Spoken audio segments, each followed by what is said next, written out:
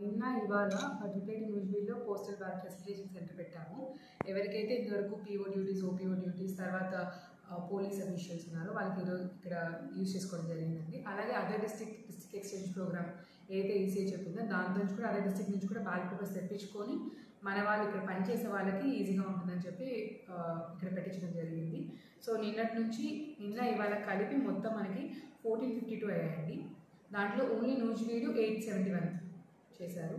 So ఇది కాకుండా ఈరోజు మనకి ఈసీఐ నుంచి గైడ్లైన్స్ వచ్చింది ఏంటి అంటే, చాలామంది ఈ డిస్ట్రిక్ట్ ఎక్స్చేంజ్ ప్రోగ్రామ్ వల్ల కొంచెం కన్ఫ్యూజన్ అయింది. బికాస్ బ్యాలెట్ పేపర్ రాకపోవడం వల్ల, టైంకి రాకపోవడం వల్ల, ఇష్యూస్ వల్ల ఈసీఐ కొత్త ఇన్స్ట్రక్షన్స్ ఏంటంటే 7th, 8th తారీఖున ఎవరైతే ఆర్ఓ ఆఫీస్లోనే ఒకటి పెట్టేసేమండి మళ్ళీ ఫెసిలిటేషన్ సెంటర్, అప్పటికప్పుడు వాళ్ళు ఆర్డర్ కాపీ చూపిస్తూ ఫామ్ కాల్ అప్లై చేసుకుంటే వాళ్ళ ఓట్ అక్కడ ఉందో లేదో అప్పుడే వెరిఫై చేసి వాళ్ళకి పోస్టల్ బ్యాలెట్ ఓట్ ప్రొవైడ్ చేయమని చెప్పి ఈ సెన్స్ ఇన్స్ట్రక్షన్స్ జరిగిందండి. సో దీన్ని బట్టి ఎవరైనా ఇంతవరకు మిస్ అయ్యి 2 రోజులు క్యాష్ చేసుకోకుండా ఆర్ మన 26th నుంచి 1st వరకు ఎక్స్టెండ్ చేసిన టైంలో కొందరు ఓట్ పోస్టల్ బ్యాలెట్ అప్లై చేసుకున్నారు. వాళ్ళందరూ కూడా వెంటనే కొంచెం తెలుసుకొని 7th, 8th వచ్చి వాళ్ళ ఓట్ అవైల్ చేసుకుంటూ కోరుకుంటున్నాను.